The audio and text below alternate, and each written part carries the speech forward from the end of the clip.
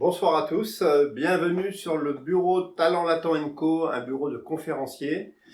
Nous sélectionnons pour vous des conférenciers, des speakers inspirants, authentiques et experts, ayant au cœur le discours de l'humain et du développement durable au centre de leur discours.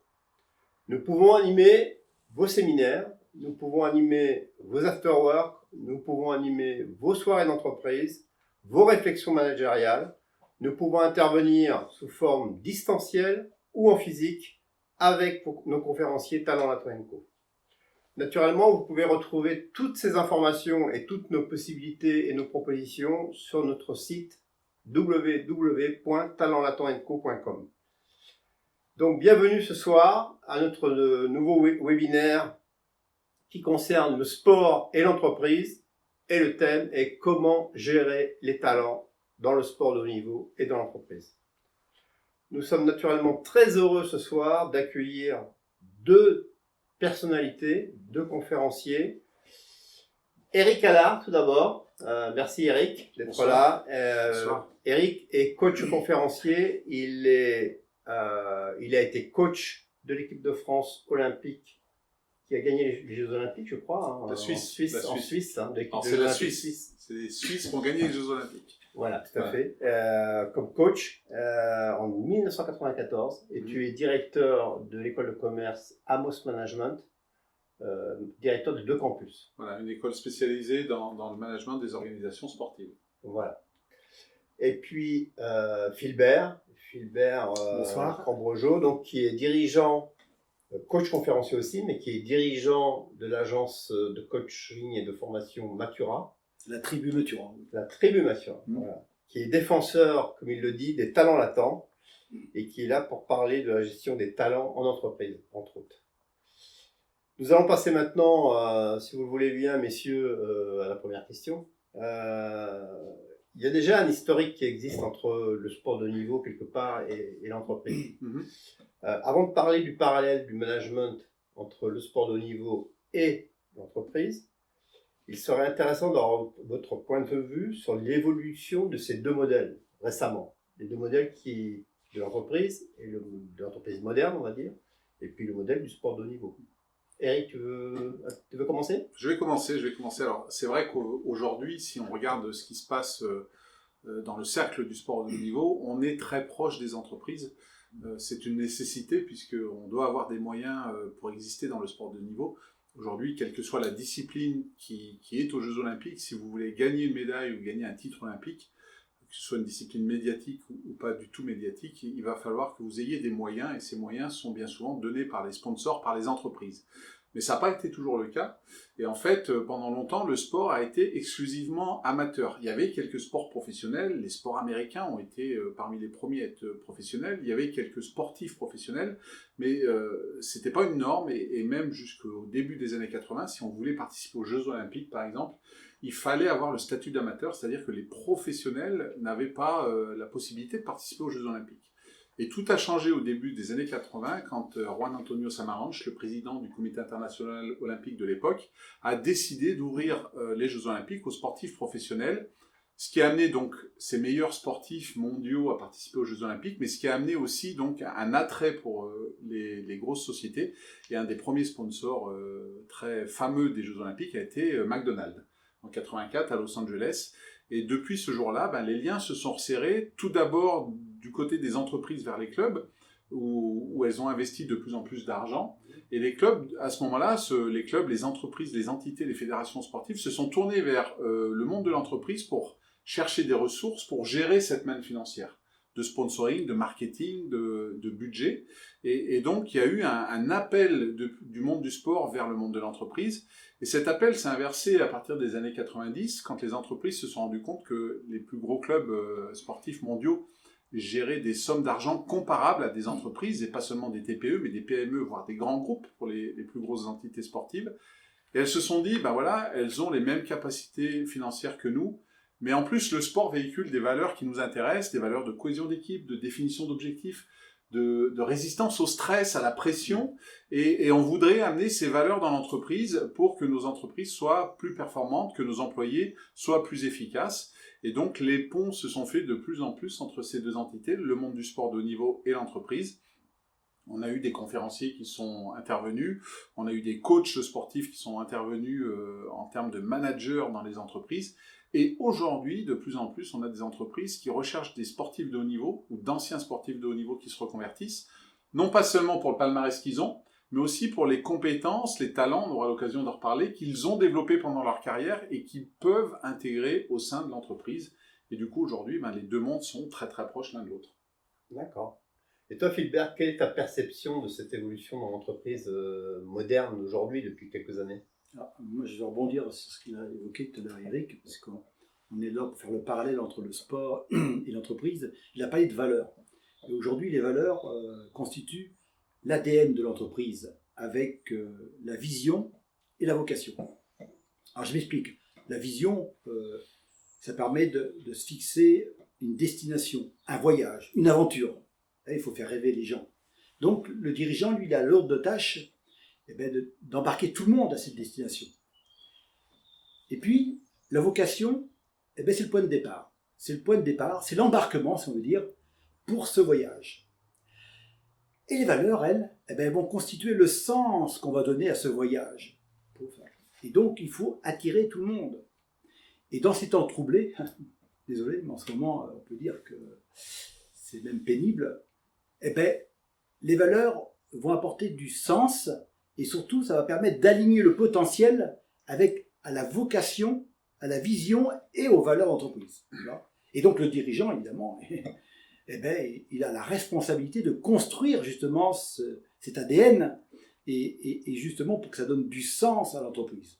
Et les managers, eux, ils ont la responsabilité de déployer justement les valeurs et la vision au sein des différents niveaux hiérarchiques, justement pour que les gens puissent s'engager vis-à-vis de ce sens. Vous voyez ? Alors, si je voulais prendre un exemple, tu vas parler tout à l'heure de la tribu Matura. La tribu Matura, notre vocation, c'est de favoriser l'épanouissement humain dans une logique d'ambition collective. Nous avons, comme toute entreprise, des valeurs, notamment le plaisir de transmettre. Et vous voyez bien que tout de suite, cette valeur-là, elle est en cohérence avec notre métier. C'est ça que je veux dire. D'accord. Donc on voit bien qu'il y a beaucoup de points communs entre aujourd'hui le sport de haut niveau et l'entreprise, en particulier les valeurs, parce que ça c'est vraiment un point qui est devenu commun et qui est aujourd'hui très développé dans le monde de l'entreprise. Mais y a-t-il d'autres points communs sur le plan de la formation, de l'apprentissage, de l'entraînement, ce qui concerne le sport de haut niveau, ou du perfectionnement? Je ne sais pas si un de vous deux... Eric, tu veux commencer aussi? Oui, je vais commencer. Il y a énormément de points communs. Philbert le disait sur les valeurs. Quand on regarde comment on fonctionne dans le monde du sport de haut niveau et dans le monde de l'entreprise, par exemple, dans le monde du sport de haut niveau, on va regarder ce que font nos concurrents. Vous êtes à un certain niveau, vous regardez ce que font les meilleurs, vous essayez de les copier. Un peu comme une entreprise qui va faire de la veille, qui va regarder ce que fait ses concurrents, qu'est-ce qu'ils mettent en place, que ce soit en termes de marketing, en termes de communication, en termes de nouveaux produits, et on essaye de s'adapter. Ensuite, dans le monde du sport, on va avoir de l'entraînement, et dans le monde de l'entreprise, on va avoir de la formation. Vous avez des nouvelles technologies qui arrivent, et vous allez être formé à cette nouvelle technologie. Dans le sport, vous avez une évolution technologique sur un matériau, sur une manière de faire, une technique d'entraînement. Eh bien, vous allez essayer de vous l'approprier par de l'entraînement.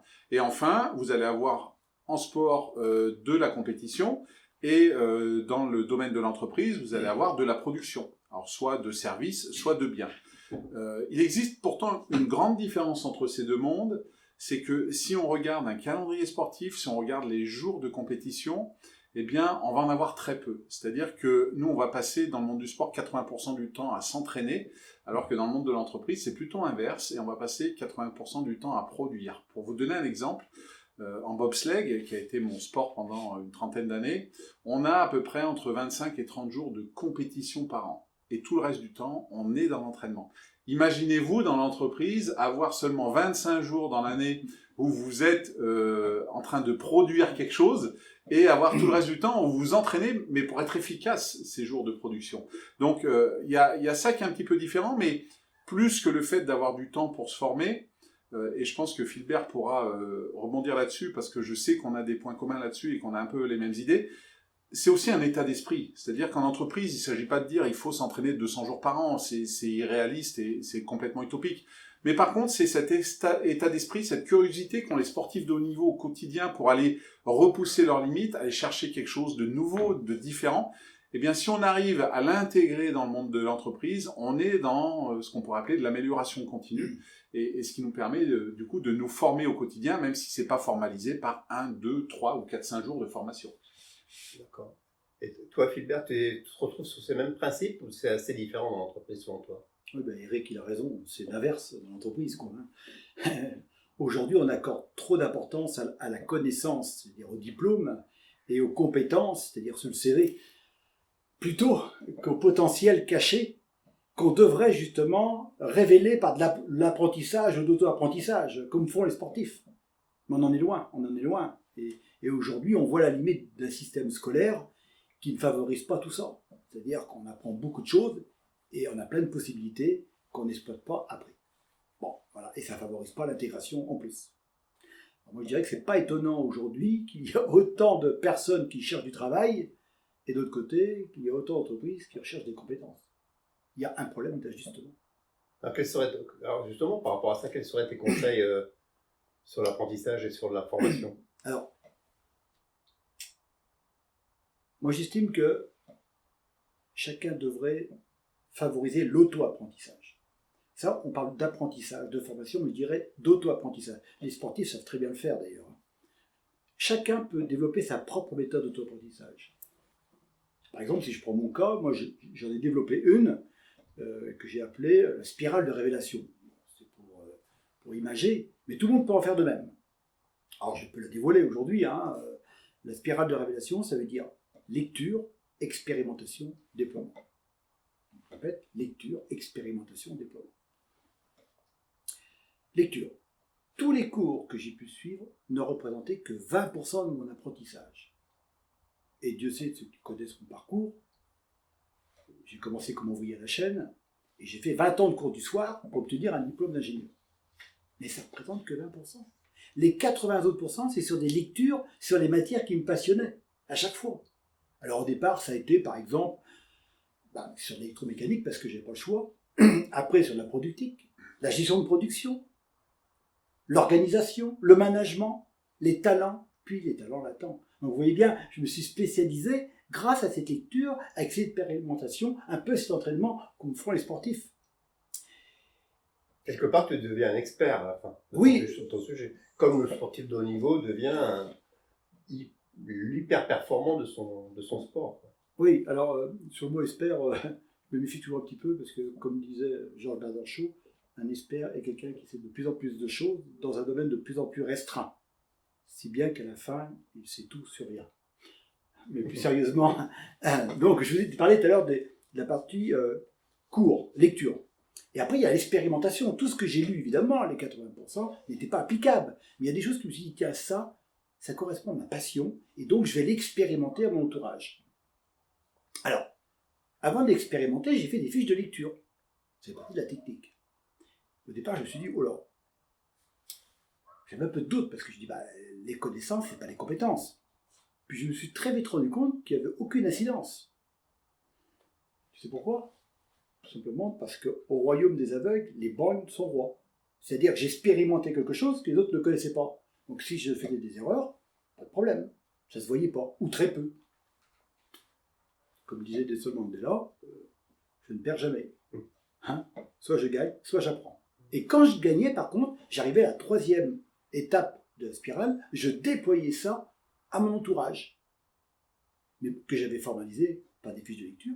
Et ce qui est intéressant, c'est que eux, à leur tour, venaient alimenter ma spirale de révélation avec leurs bonnes pratiques. Chose que je n'aurais jamais pu faire si je l'avais fait tout seul, si je ne l'avais pas partagé. Et on voit bien que, contrairement au capital, à l'immobilier et à la terre, les connaissances s'accroissent quand on les partage. Et si je voulais aller un peu plus loin, dans mon cas en tout cas, on voit bien que l'auto-apprentissage a été pour moi le vecteur d'évolution, mon vecteur d'évolution. Là, je vais piquer un peu d'idées à Eric. Je vais faire une analogie à mon tour sur le sport. Pour moi, l'auto-apprentissage, ça va aider un sportif à devenir un athlète. Est-ce que vous avez déjà vu un athlète s'entraîner à n'importe quelle heure? Bien sûr que non. Est-ce que vous avez déjà vu un athlète s'alimenter de toutes sortes de nourriture? Bien sûr que non. Eh bien, moi, j'ai fait la même chose. Je suis alimenté de connaissances en rapport avec mon projet ou les objectifs que dira peut-être tout à l'heure Eric. Et ça m'évite l'infobésité, j'en profite pour le dire, un peu tenté avec les réseaux sociaux et tout ça. Donc ça veut dire que ça nous permet de nous recentrer et s'aligner sur son projet. Voilà. Donc entraînez-vous sur votre passion, sur les lectures qui vous passionnent. Intéressez-vous à tout ça. D'accord. Donc, plus qu'une méthode, en fait, ce que tu proposes, c'est, comme disait tout à l'heure Eric, c'est plus un état d'esprit, en fait. Oui. Qu'est-ce que tu en penses, toi? Qu'est-ce que tu dirais, Eric, par rapport à ça? C'est ça qui va faire la différence. Comme le disait Philbert, aujourd'hui, l'information est à portée de main, est à portée de smartphone, est à portée de tout le monde. On a cette espèce d'infobésité. Et en fait, ce qui va faire la différence, c'est comment vous la traitez, comment vous allez la chercher, qu'est-ce que vous allez en faire. Et aujourd'hui, c'est exactement ça, c'est cet état d'esprit qui, d'une part, vous appuyez sur des bases solides qui vous permettent de garder un niveau de performance acceptable, mais vous allez toujours piocher à droite à gauche, comme le disait Philbert, dans ce qui est votre passion et ce qui vous permet d'avancer dans la vision que vous êtes donnée de votre vie. Et du coup, vous accumulez des compétences, mais des compétences qui vous servent et que vous utilisez au quotidien. Et c'est ça qui fait toute la différence. C'est pas juste dire, j'apprends quelque chose pour apprendre quelque chose et j'ai une ligne de plus à mon CV. Faut dépasser ce stade-là et il faut se dire à quoi ça va me servir dans mon projet de vie, dans ce que j'ai envie d'être dans 3, 5 ou 10 ans. Et là, ça change totalement l'état d'esprit, ça change totalement votre quotidien parce que votre quotidien prend tout son sens, en fait. Même si c'est pas votre quotidien, n'est pas votre vie rêvée, s'il va ajouter une pierre à l'édifice de votre vision à long terme, eh bien, aujourd'hui, vous n'avez plus besoin d'aller chercher cette motivation, puisqu'elle est là. Vous savez pourquoi vous faites les choses au quotidien. Et ça, c'est valable dans le monde du sport comme dans le monde de l'entreprise. Parce qu'il y a des choses qu'on fait pour le sport de haut niveau qu'on n'aime pas forcément faire. Regarder ce qu'on mange, manger à telle heure, faire des assouplissements, faire des abdominaux. Il y en a qui aiment, il y en a qui n'aiment pas. Mais quand on sait que c'est nécessaire à l'accomplissement de votre objectif, qui peut être par exemple un titre olympique, eh bien, ça prend tout son sens et du coup, la motivation vient automatiquement. C'est plus de plaisir, en fait. Exactement. Philbert, deux sens. Tu veux réagir aussi à cette notion d'état d'esprit Oui, tu viens de dire, Eric? Déjà, je dirais pas mieux. On ne peut pas dire mieux que ce que je viens de dire, parce qu'on partage ce point de vue avec des angles différents. On dit bien la même chose. Il est important de se forger un état d'esprit pour passer les saisons. Et parfois, elles sont riches et des fois, elles sont pauvres. Ça, on l'oublie. Et souvent, les gens, ils se lancent dans une saison riche. Puis d'un seul coup, arrivent les nuages. Et hop, ils arrêtent. Quand on est dans un processus d'auto-apprentissage et qu'il est en lien avec sa passion, comme on vient de dire, sa capacité, son potentiel et en plus son projet, on n'abandonne pas. C'est-à-dire que ce processus, le processus d'auto-apprentissage vient justement favoriser l'évolution de l'état d'esprit. On est dedans, on lâche pas. Là, tout à l'heure, vous avez commencé à nous parler un petit peu de talent. C'est vrai que dans le sport, il y a beaucoup de talents. Souvent des talents qui se révèlent au fur et à mesure, on va dire, par le perfectionnement, comme on vient de dire. Et puis, il y en a d'autres qui sont vraiment méconnus et qui se dégagent comme ça, parfois très jeunes ou parfois très âgés. Quand je dis très âgé, dans le monde du sport, c'est plutôt entre 35 et 40. On le voit dans le cyclisme, par exemple, ou dans le judo, enfin, centre de sport. Comment Eric ou Philbert, comment vous réagissez à cette notion de talent un peu méconnu et comment on les détecte en fait ces gens-là dans le monde du sport ou dans l'entreprise? Parce que c'est un sujet souvent qui est mal abordé dans l'entreprise. On s'attaque souvent au gros potentiel ou au haut potentiel comme on dit souvent, mais les autres on les regarde de haut quoi. Qui veut réagir en premier? Je veux bien prendre la main si tu veux. D'abord, je voudrais qu'on soit au clair sur le mot de talent. Pour moi, il y a deux types de talents. Je ne dis pas que j'ai la définition exacte, mais en tout cas, je vais vous donner ce que moi j'ai pu identifier tout au long de ma vie professionnelle. 40 ans. D'un côté, il y a les talents latents et les talents patents. Alors, les talents latents représentent quand même à peu près 80% de la population, à savoir ce sont des talents cachés. Ce sont souvent des jeunes non diplômés, des personnes sans expérience, des profils atypiques. Ça peut être des personnes qui n'ont pas, qui sont dans un secteur en crise, donc qui n'osent pas bouger. Ça peut être des femmes après leur congé maternité. Ça peut être ceux qui vivent de harcèlement, ceux qui vivent de racisme. Ça commence à faire beaucoup. Donc quand j'ai dit 80, peut-être pas 80 dans certains secteurs, ça peut être 50, mais c'est au-dessus de 50%. Et ces gens-là, eux, ils représentent l'arbre, je dirais, à l'intérieur de la forêt. Et qu'est-ce qu'ils demandent? Un peu de soleil pour s'épanouir. Voilà, tout le monde ne peut pas être bon en maths et en français. Il y a différentes formes d'intelligence, relationnelle, émotionnelle, opérationnelle. Alors qu'est-ce qu'on a? Les conséquences de tout ça aujourd'hui, le fait de les ignorer, c'est qu'ils sont un peu terrés, frustrés. Et on a une population qui est endormie alors qu'ils pourraient donner beaucoup à l'entreprise, si au moins on reconnaissait leurs différences. C'est ça qu'ils attendent. Malheureusement, je les ai rencontrés à tous les niveaux hiérarchiques. Je dirais beaucoup étaient plus compétents que moi. Ils n'ont pas pu évoluer, justement parce qu'ils n'étaient pas dans cette dynamique d'apprentissage, d'auto-apprentissage. Et puis, il y a les talents patents. Alors les talents patents, eux représentent 20% de la population. Encore une fois, c'est une estimation, mais on respecte bien la loi de Pareto. D'accord ? Les talents patents, ce sont les talents apparents. Et certains le justifient bien d'ailleurs. Attention, j'ai rien contre ça. Ce sont les super diplômes, les hautes écoles. Eux, ils représentent l'arbre au-dessus de la forêt. D'accord ? Ils profitent directement du soleil pour s'épanouir. Alors je comprends que dans un premier temps, on veuille avantager ces personnes-là, parce que les talents sont apparents. Pourquoi prendre un risque avec des talents cachés? Je comprends. Le seul problème, c'est qu'on va créer un déséquilibre au sein de l'entreprise. L'entreprise, c'est un écosystème, comme une forêt. Il faut des petits arbres et des grands arbres. Essayez d'arrêter d'arroser les grands arbres. Est-ce qu'ils vont diminuer? Non. Par contre, si vous arrosez les petits arbres, ils vont devenir moyens. Et on aura une forêt beaucoup plus homogène, plus dense, plus robuste aux intempéries. D'ailleurs, aujourd'hui, quand il y a un coup de vent, ce sont les grands arbres qui tombent les premiers. Il ne faut pas oublier qu'un talent patent mal géré finit par devenir un talent latent. D'accord. Et toi, Eric, comment tu les détectes, alors, ces fameux talents latents ou ces fameux talents cachés, on va dire plutôt dans le sport, des gens qui ont un réel potentiel sportif de haut niveau, mais qui finalement on passe un peu à côté, quoi. Alors, qu'est-ce que tu recommandes? Oui, alors nous, en sport, et particulièrement en sport de haut niveau, on est les rois des talents patents. Puisque c'est l'essence même du sport, c'est la classification. On va mesurer si vous courez plus vite, si vous nagez plus vite, on va mesurer si vous arrivez à sauter plus loin, plus haut, si vous soulevez plus de poids que le concurrent. Et donc on a ce système de classification qui fait qu'on dit de quelqu'un, il est rapide, il est fort, etc. Donc ces talents patents, on les voit, c'est l'essence même un peu du sport. Et même dans notre entraînement, dans notre détection de nouveaux athlètes, on s'appuie là-dessus. En premier lieu, on s'appuie sur ces grilles qu'on a, ces normes. À tel âge, il court à telle vitesse, il saute à telle distance. Eh bien, c'est un potentiel, c'est un talent patent, et on va essayer de le faire grandir. Et les talents latents, en fait, on s'y est pas intéressé tout de suite dans le monde du sport de haut niveau, puisque au début, ces talents patents suffisaient.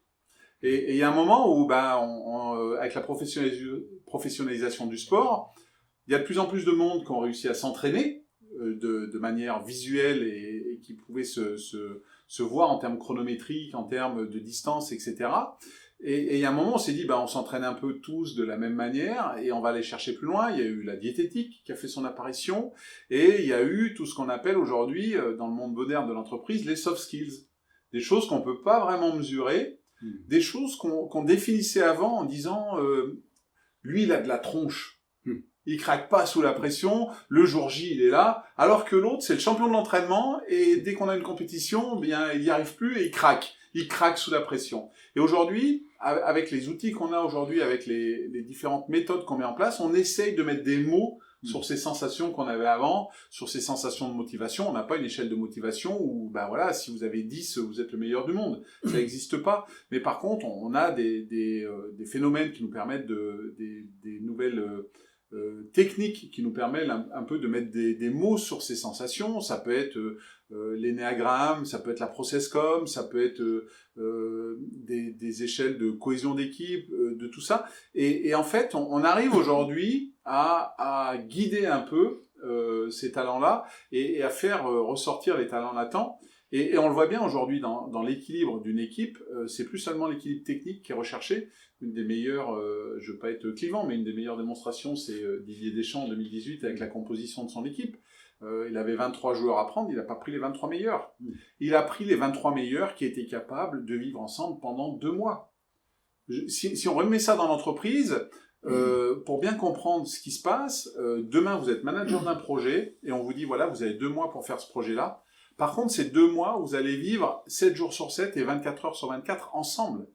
Et peut-être que quand vous allez choisir votre équipe à ce moment-là, vous allez peut-être pas prendre les 10 meilleurs techniciens, si votre équipe elle doit être composée de 10 personnes, mais les 10 meilleurs qui seront bons bien sûr dans leur technique, mais aussi capables de vivre ensemble pendant ces 2 mois à temps complet. Et aujourd'hui, dans les choix de Didier Deschamps, je suis sûr qu'il a choisi cet équilibre-là, et qu'il n'a pas forcément choisi les 23 meilleurs techniquement à leur poste, mais des personnes qui s'intégraient dans une équipe en termes de mentalité, en termes de qualité technique. Bien sûr, on parle du plus haut niveau mondial en termes de football, mais c'était pas seulement ça, c'était autre chose. Et aujourd'hui, ça prend de plus en plus de place. Et moi, je dis toujours, vous êtes embauchés sur vos savoir-faire et vous êtes gardés sur vos savoir-être. Parce qu'aujourd'hui, si vous êtes motivé dans ce que vous faites au quotidien et qu'il vous manque un savoir-faire, eh bien, vous allez aller apprendre ce savoir-faire, justement parce que vous êtes motivé. Et donc, ça ne sera pas forcément un problème. Par contre, le savoir-être, aujourd'hui, va faire la différence. En sport, je pense, mais comme en entreprise. D'accord. Si tu me permets, je voudrais rebondir parce que c'est un point que je n'ai pas prévu de parler, mais c'est vrai, cette histoire d'équipe. Dans une équipe, il y a un engagement. Et ceux qui sont motivés, ils sont engagés. Et tout à l'heure, je vous ai parlé de 80%. C'est choquant, 80% de talent caché. C'est peut-être pas 80%. Par contre, ce que je sais, et c'est pas moi qui le dis, c'est l'étude de Gallup qui dit que 69% des salariés sont non engagés dans leur travail. Prenez les stats, vérifiez bien, 69% des travailleurs, des salariés sont non engagés dans leur travail. Moi, je dis que c'est énorme. C'est énorme. Donc, on voit bien qu'il y a un travail à faire de ce côté-là. Donc, vaut mieux aller les rechercher, ces personnes-là. Il y a 31% qui peuvent créer une dynamique. Et aujourd'hui, l'entreprise s'est trop longtemps attachée à rechercher les hauts potentiels, c'est-à-dire ceux qui ont une tête bien faite, comme on dit, et dont leurs talents sont visibles, plutôt qu'aller chercher ceux qui ont des talents existants, mais plutôt cachés. Parce que c'est facile. Alors, je vais encore rebondir sur ce qu'a dit Eric. Mais moi, j'ai une bonne nouvelle pour vous. J'ai une bonne nouvelle avec les soft skills que tu veux me dire. C'est que l'entreprise qui était attachée très longtemps à haut potentiel, maintenant, elle va s'attacher justement à cette nouvelle compétence. Ces potentiels-là qui sont peut-être cachés, certains qui vont se révéler, et qui vont être capables justement d'engager une dynamique, qui vont être capables de provoquer du changement, et ça ne sera pas forcément ceux qu'on fait le monde d'hier, si vous voyez ce que je veux dire. D'accord. En tout cas, pas en totalité. Donc on voit bien qu'il y a des nouvelles sources, des gisements de ressources humaines, ici. En tout cas. D'accord, alors Philbert, tu fais vraiment la transition avec la question que je voulais vous poser à tous les deux ensuite, parce que on voit bien que ces talents que vous gérez, que ce soit dans le sport de haut niveau ou dans l'entreprise, quel que soit leur niveau et quel que soit leur talent, il faut arriver à faire cohabiter tout le monde dans un objectif commun. Et souvent, ces personnalités dans ces équipes, quel que ce soit dans le sport de haut niveau, tout à l'heure tu parlais de l'équipe de Didier Deschamps ou dans le monde de l'entreprise, il y a des personnalités extrêmement différentes, avec des qualités et des savoir-être, comme tu disais, extrêmement différents. Comment vous faites cohabiter tout ça dans l'objectif de l'ambition collective, c'est-à-dire de l'objectif collectif que vous êtes fixé? Alors, dans le sport de haut niveau, le but commun doit être un socle fort sur lequel toute l'équipe va s'appuyer. Une Coupe du Monde, un titre olympique, et ça doit forger et tout le monde doit s'investir là-dedans. Mais bien souvent, quand on a ce type d'objectif, et j'ai pu le voir en entreprise comme dans le sport de haut niveau, on a l'impression que ça suffit. C'est-à-dire qu'on a l'impression que parce que vous allez aux Jeux Olympiques, parce que vous avez la possibilité de gagner un titre olympique, ça doit suffire et tout doit couler de source. Et en fait, bien souvent, on oublie justement cette motivation individuelle dans le collectif et on se dit, il doit se fondre dans le collectif parce que le projet il est tellement grand, il est tellement beau que ça doit suffire. Et comme tu as bien su le dire, Jackie, ou comme Philbert a pu le dire, on a tous notre personnalité. On a tous, quelque part, au fond de nous-mêmes, des envies, des valeurs et un sens qu'on donne à ce qu'on fait qui peut être un petit peu différent, qui peut se retrouver autour de l'objectif commun, qui va être par exemple un titre olympique à aller chercher, mais au fond de nous, eh bien peut-être qu'il y en a un, au fond de lui, sa motivation un petit peu personnelle, c'est de se dire, si je gagne le titre olympique, j'ai une médaille, mais j'ai aussi de l'argent de mes sponsors, et j'ai besoin de cet argent pour mon projet de vie. Il y en a un autre qui va dire, je gagne une médaille, j'ai cette médaille, c'est ce qui me fait vibrer dans 90% du cas, mais j'ai aussi la reconnaissance médiatique. Je vais passer à la télé, je vais être interviewé par des journalistes, et j'ai envie de ça, parce que j'ai envie de... Ça me plaît. Il y en a un autre, ça va être la sécurité, parce que si jamais il gagne cette médaille, ça va lui ouvrir des portes pour son futur, et il y en a d'autres, ça va être juste pour le sport. En tant que tel, pour ce que ça représente, cette médaille, parce que c'est peut-être un contexte familial, et ça représente beaucoup pour lui. Il ne faut pas enfouir cette motivation personnelle au profit de l'ambition collective. Il faut s'en servir pour justement que ça aide à construire l'atteinte de cet objectif commun. Et du coup, en tant que manager de ce type d'équipe, il faut arriver à aller chercher et ressortir ces ambitions individuelles et ne pas dire tu dois pas les exprimer. Et en tant que membre de l'équipe, il faut savoir les exprimer. Il ne faut pas qu'elles prennent le pas sur l'ambition collective, mais il faut savoir les exprimer pour que demain, si jamais on a un journaliste qui vient interviewer l'équipe, on sache que celui-là, il aime bien les journalistes et on va le contenter, on va donner sa motivation personnelle au sein du collectif global, et un autre, ça va être juste de la sécurité, ça va être de l'argent, ça va être des choses comme ça. Il ne faut pas avoir honte de cette ambition individuelle au service du collectif, et je pense qu'une fois qu'on a compris ça, ça apporte une touche supplémentaire et ça nous rapproche de l'objectif commun, et ça permet de le bâtir, mais pour ça, faut communiquer, il faut savoir l'exprimer, il faut savoir l'entendre par tous les membres de l'équipe. Et dans l'entreprise, Philbert, la prise en compte de ces individualités, cette différence entre personnes, comment elle peut se mettre au service d'un projet collectif assez facilement Je te propose de reprendre le principe de l'ADN que j'ai donné tout à l'heure d'entreprise, à savoir qui était la vocation, la vision et les valeurs. Maintenant, appliquons cet ADN-là sur un cas concret d'entreprise que j'ai déjà eu l'occasion d'accompagner et qui m'autorise justement à témoigner.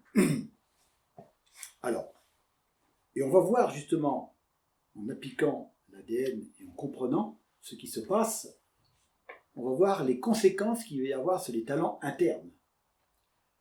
Alors, cette entreprise, elle fabrique des tableaux de bord pour l'industrie automobile. Alors, c'est sa vocation. Un jour, le dirigeant, il me dit, moi, ma vision, c'est de me diversifier l'entreprise pour aller vers la fabrication de tableaux de bord, mais cette fois-ci pour l'aéronautique. Là, on change de secteur. Et donc, il s'appuie aujourd'hui sur des valeurs très fortes dans l'automobile, avec un haut degré de qualité, c'est-à-dire qu'ils ont une valeur de professionnalisme très marquée. Et là, ça vient s'ancrer dans la culture depuis des années, des décennies, sur une culture de qualité.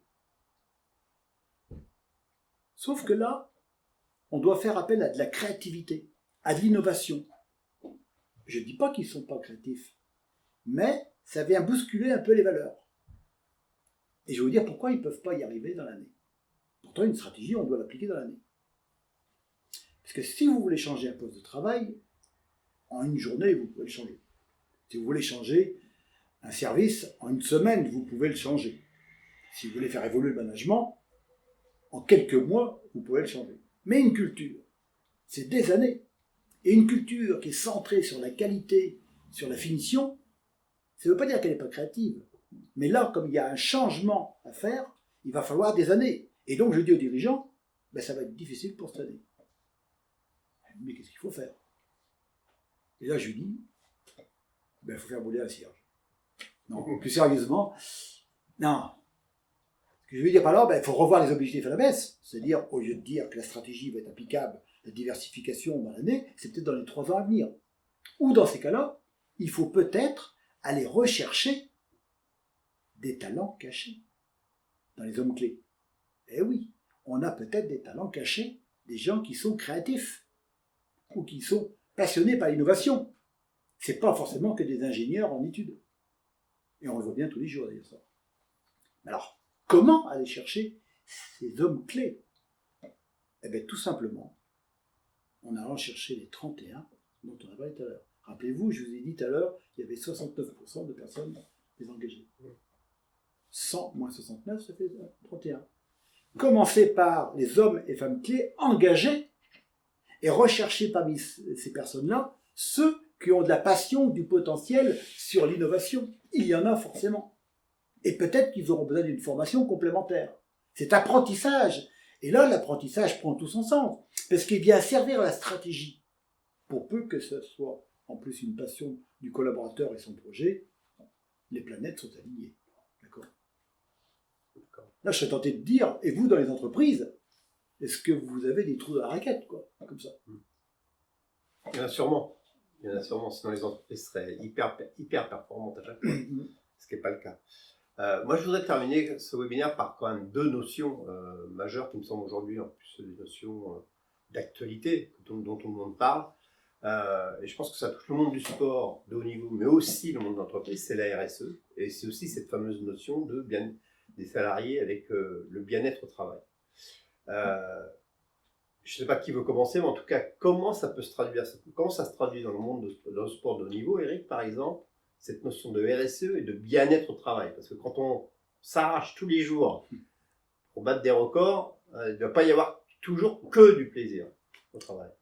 Non, il n'y a pas que du plaisir. Et je dirais qu'aujourd'hui, une des choses qu'on prend en compte en termes pour les sportifs de haut niveau, c'est pas seulement le résultat brut qu'il va avoir durant sa carrière, c'est qu'est-ce qu'il va faire après. Et ça, c'est quelque chose de nouveau. Il faut bien se rendre compte qu'aujourd'hui, être sportif de haut niveau, même un sportif de haut niveau qui va aux Jeux Olympiques, ça ne veut pas forcément dire être riche et ne plus avoir à travailler tout le reste de sa vie. Il y a des statistiques qui sont faites, et par exemple, aux Jeux de Rio en 2016, il y avait 50% des athlètes français qui étaient qualifiés et qui allaient faire les Jeux, qui vivaient avec moins de 500 € par mois. Donc on est dans le sport de haut niveau, mais on est loin d'être dans la richesse, qui est aujourd'hui un des facteurs qui est associé au sport de haut niveau et à la réussite du sportif de haut niveau. Et aujourd'hui, donc, ce bien-être et cette RSE du sportif de haut niveau, elle parle aussi de qu'est-ce que je fais une fois que j'ai fini, comment j'existe une fois que je ne suis plus sur les pistes, une fois que je ne suis plus devant des millions de téléspectateurs à montrer ce que je sais faire dans mon sport. Et aujourd'hui, on parle de transversalité des compétences. Je l'ai évoqué au début de ce webinaire. J'ai été sportif de haut niveau. Eh bien, en dehors du fait de courir vite, de sauter loin ou sauter haut et de soulever plein de poids, beaucoup plus que n'importe qui dans le monde, j'ai développé des compétences qui ont une transversalité et qui demain peuvent être dans l'entreprise. Et je pense aujourd'hui que la RSE dans le sport de haut niveau, c'est aussi de se dire, j'ai mon projet sportif, mais j'ai également mon projet professionnel, parce qu'une carrière sportive, suivant les sports, ça peut durer 15-20 ans, mais entre guillemets, à part certains sports un peu décalés, quand on arrive à 35-40 ans, on sait qu'on est à la fin de notre carrière, et on a une vie après. Et qu'est-ce qu'on fait de notre vie, à la fois physiquement, mais également mentalement, et en termes d'intégration dans la société moderne. Et on ne peut pas vivre toute sa vie en étant juste, voilà, j'ai fait ça avant. Et je pense que cette RSE pour le sportif de haut niveau, elle passe déjà pendant la carrière par la prise en compte de l'après-carrière. Et je suis persuadé même que moi, en développant pendant la carrière sportive son projet professionnel, eh bien, je suis persuadé qu'on peut augmenter les chances déjà de performer dans le côté sportif, parce que ça nous ouvre le champ des possibles, ça nous ouvre des horizons. Peut-être que ça nous sécurise sur qu'est-ce que je vais faire après mon sportif, et du coup, ça nous libère dans la performance sportive. Et pour moi, la RSE du sportif de haut niveau, aujourd'hui, elle est là-dedans, elle est dans pendant la carrière, comment je prépare mon après-carrière et comment je maximise tout ce que j'ai pu apprendre pendant ma carrière pour continuer ma vie d'après. D'accord. Et toi, Fulbert, qu'est-ce que tu dirais dans le monde de l'entreprise de ces deux notions qui sont souvent un peu galvaudées, je dirais qu'est-ce que tu en penses? Ben, je vais revenir sur l'ADN de tout à l'heure. C'est vraiment important cet ADN dans l'entreprise, c'est-à-dire qui repose sur les 3 piliers dont j'ai évoqué tout à l'heure, la vocation, la vision et les valeurs. C'est ça qui permet de donner du sens à l'entreprise. Malheureusement aujourd'hui, on crée des artifices aujourd'hui pour compenser ce manque de sens. Alors il y a les baby-foot, on fait la musculation, sauna, plein de choses, l'acrobranche, tout ce que vous voulez. Je ne dis pas que ce n'est pas utile. Ce sont autant d'activités qui peuvent être utiles. Mais après avoir donné du sens dans l'entreprise. Et pour moi, la RSE, justement, est un formidable outil pour le dirigeant qui va permettre de finaliser et de formaliser son projet collectif en donnant du sens, justement, avec le RSE. Voilà ce que ça peut apporter. D'accord. Très bien, je vous remercie beaucoup. Moi, je vais essayer de résumer un petit peu ce qui s'est dit pendant ce webinaire en quelques mots.